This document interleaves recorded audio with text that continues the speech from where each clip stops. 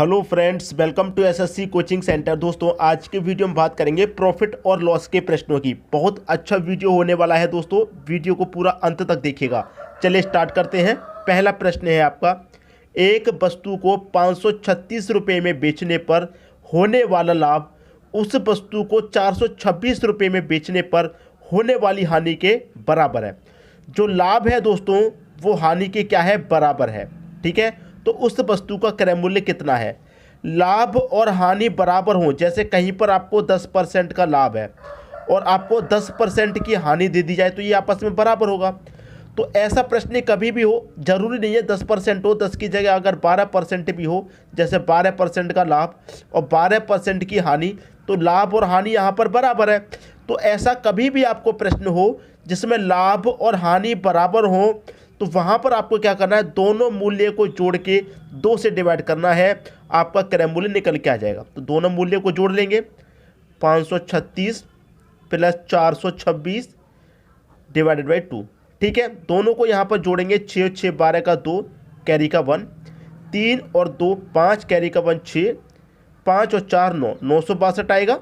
2 से डिवाइड करेंगे दोस्तों, ये आ जाएगा आपका निकल के 2 चौके 8, 1 बचेगा 16, 2 अट्ठे 16, 2 एकम 2, 481 आपका क्रय मूल्य निकल के आ गया। 481 दे रखा है आपके सी ऑप्शन में, ये आपके प्रश्न का बिल्कुल सही आंसर हो गया। अब देखिए, इस प्रश्न को आप चेक भी कर सकते हैं, जैसे कि वस्तु का कॉस्ट प्राइस आपने पता कर लिया, क्रय मूल्य पता कर लिया, कितना है 481। अब देखिए 481 की चीज़ को हम कितने रुपए में बेच रहे हैं, 536 में, 536 में बेच रहे हैं। 481 की चीज़ को हम 536 में बेच रहे हैं तो हमको लाभ हो रहा है, और 426 में अगर हम बेचें, कितने में, 426 में बेचें तो हमको क्या हो रही है, हानि। तो लाभ और हानि हमारा बराबर है। अब देखिए 481 से हम बेच रहे हैं 536 में, कितने रुपये अधिक में बेच रहे हैं भाई, इसमें से घटा दीजिए, इसको पता चल जाएगा, ज़्यादा में से कम को घटा देंगे तो 6 में से 1 जाएगा दोस्तों आपका 5, ठीक है। 13 में से 8 जाएगा दोस्तों, 13 में से 8 जाएगा तो 5, यहाँ 4 बचा, 4 में से 4 जाएगा 0। तो 481 में हम 55 रुपये का प्रॉफिट करके 536 में बेच रहे हैं। अब 481 की चीज़ को 426 में बेच रहे हैं तो कितने कम में बेच रहे हैं दोस्तों, कम में बेच रहे हैं, इसमें से इसको घटा दीजिए। 11 में से 6 जाएगा 5, 7 बचा, 7 में से 2 जाएगा 5, 4 में से 4 जाएगा 0, मतलब 55। जब हम 481 की चीज़ को 55 रुपये के प्रॉफिट पे बेचते हैं तो 536 में, और 481 की चीज़ को 55% के लॉस पे बेचते हैं तो 426 में। तो यहाँ लॉस हमारा कितने का है, 55 का, यहाँ प्रॉफिट कितने का है, 55 का। लाभ और हानि दोनों बराबर है कि नहीं है, 55 का ही लाभ है और 55 का ही हानि है।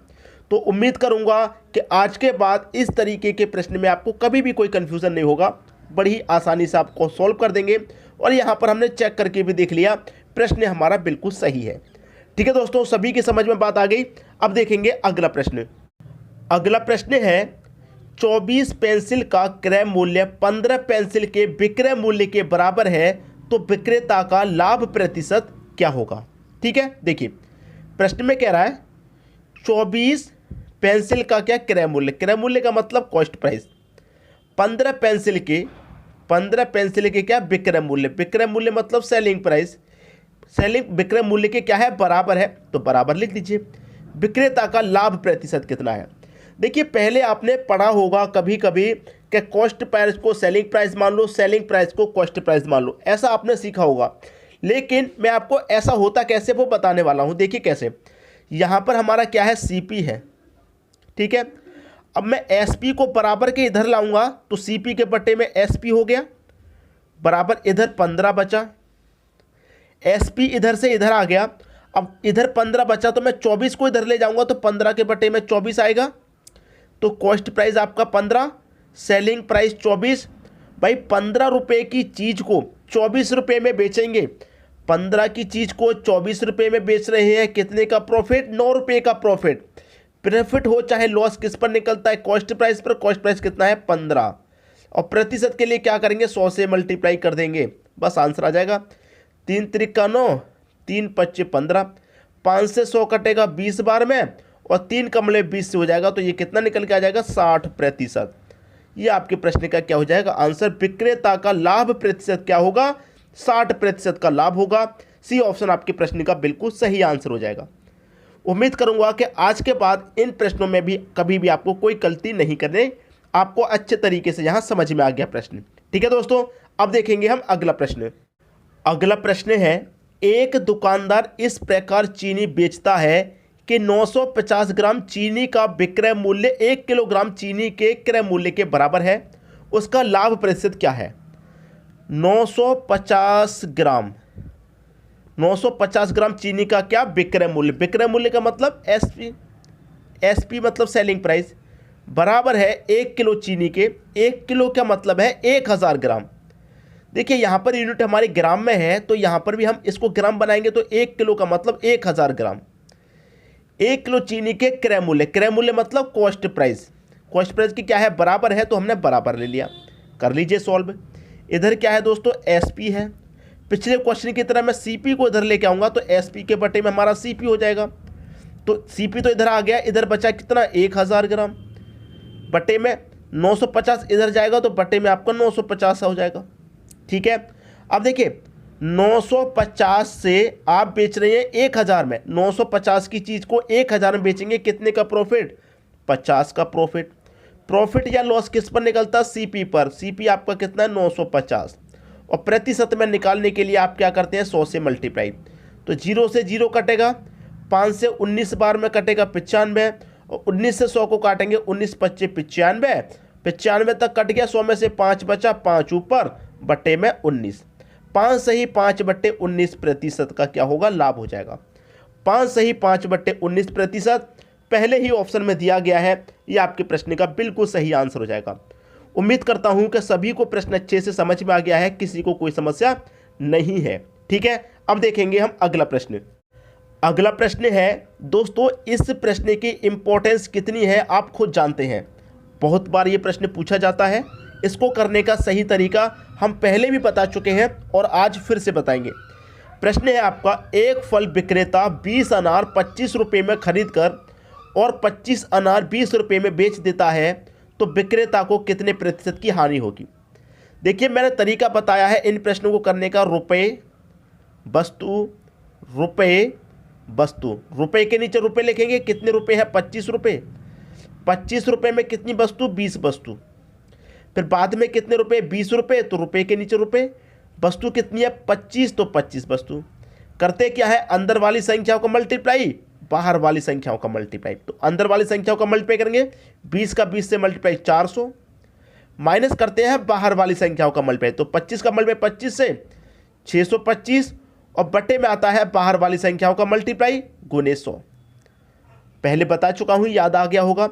तो 400 में से माइनस करेंगे 625 को, क्या माइनस होगा, नहीं होगा, आंसर माइनस में आएगा।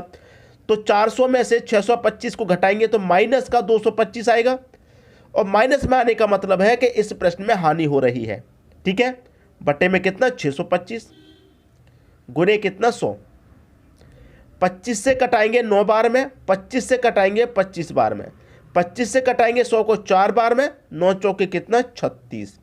तो हानि इस प्रश्न में कितने प्रतिशत की हो रही है, 36% की हानि हो रही है, और 36% कहाँ पर है, सी ऑप्शन में है। ये आपके प्रश्न का बिल्कुल सही आंसर है। यहाँ पर 36% की हानि हो रही है और 36% आपका सी ऑप्शन में दे रखा है। करते क्या है, अंदर वाली संख्याओं का मल्टीप्लाई करके बाहर वाली संख्याओं के मल्टीप्लाई को माइनस कर देते हैं, और बट्टे में आता है बाहर वाली संख्याओं का मल्टीप्लाई प्रतिशत के लिए गुने 100। ठीक है दोस्तों, प्रश्न सभी की समझ में यहाँ तक आ गया। अब देखेंगे हम अगला प्रश्न। अगला प्रश्न है, एक फल विक्रेता को 175 सेब बेचने पर 50 सेबों के विक्रय मूल्य के बराबर लाभ होता है, दुकानदार का लाभ प्रतिशत कितना है। प्रश्न बहुत अच्छा है, लेकिन इसमें एक जो इम्पोर्टेंट बात है उसको समझिए। यहाँ पर क्या कह रहा है, बेचने पर 175 सेब बेचने पर, बेचने का मतलब सेलिंग प्राइस, यहाँ 50 सेबों के विक्रय मूल्य का मतलब भी सेलिंग प्राइस। तो दोनों तरफ आपको यहाँ पर सेलिंग प्राइस दे रखा है। ठीक है, दोनों तरफ सेलिंग प्राइस है। पहला सेलिंग प्राइस कितना है, 175 सेब बेचने पर, 175 सेब बेचने पर 50 सेबों के विक्रय मूल्य के बराबर लाभ होता है। कितने का लाभ होता है, 50 सेब के विक्रय मूल्य के बराबर। अब इस प्रश्न में कुछ बचा, कुछ भी तो नहीं बचा। देखिए जब आपने 175 सेब बेचे तो फ़ायदा कितने का हुआ? 50 सेब का। ठीक है, अगर कहीं पर 10 रुपये है और इस 10 रुपये में फ़ायदा है 2 रुपये का, इस 10 रुपये में 2 रुपये का फ़ायदा शामिल है, तो मैं फ़ायदा घटा दूंगा। तो मेरे पास 10 में से मैंने 2 रुपये फ़ायदे के घटा दिए तो 8 रुपये बचा। 8 रुपये आपका कॉस्ट प्राइस हुआ कि नहीं हुआ? 8 रुपये आपका कॉस्ट प्राइस हुआ। टोटल चीज़ 10 की है जिसमें कि 2 रुपये प्रॉफिट के शामिल है। अगर मैं 2 रुपये प्रॉफिट के हटा दूंगा तो कॉस्ट प्राइस बचेगा। उसी तरीके से यहाँ पर जो हमारा प्रॉफिट है 50 का, उसको मैं 175 में से घटा दूंगा तो 125 बचेगा कि नहीं बचेगा? ठीक है, 125 बचेगा कि नहीं बचेगा? 125 बचा, यही हमारा कॉस्ट प्राइस हो जाएगा। ठीक है, यहाँ पर था कितना? टोटल 175 सेब। अब देखिए यहाँ पर हमारे 125 सेब है क्रय मूल्य, 125 में 50 का प्रॉफिट है, तो 125 में 50 का प्रॉफिट, तो यहाँ पर 125 में 50 जोड़ेंगे तभी तो 175 होगा। तो 175 आपका यहाँ पर सेलिंग प्राइस है। क्लियर है? तो प्रॉफिट हमारे पास कितने का है? 50 का। प्रॉफिट निकाले चाहे लॉस, कॉस्ट प्राइस पर निकलता है। कॉस्ट कितना है? 125। प्रतिशत में निकालने के लिए 100 से मल्टीप्लाई कर देंगे, कटा लीजिए, आंसर आ जाएगा 25 दूने का 100, 25 पच्चे 125। 5 से काटेंगे 100 को, 20 बार में कटेगा, 2 का मल्टीप्लाई 20 से कर देंगे, 40% आपका आंसर। तो लाभ प्रतिशत कितना है? लाभ प्रतिशत है 40%। सी ऑप्शन में दे रखा है, ये आपके प्रश्न का बिल्कुल सही आंसर हो जाएगा। उम्मीद करूंगा सभी को प्रश्न अच्छे से समझ में आ गया है। दोस्तों वीडियो पसंद आया लाइक करें, दोस्तों में शेयर करें। अगर आपने हमारे चैनल को अभी तक सब्सक्राइब नहीं किया है तो कर लीजिए और बेल आइकन का बटन भी दबा दीजिए ताकि सभी प्रकार की वीडियो का नोटिफिकेशन आप तक पहुंचे और आपके एग्जाम की तैयारी अच्छे से हो पाए। ठीक है दोस्तों, वीडियो देखने के लिए आपका बहुत बहुत धन्यवाद।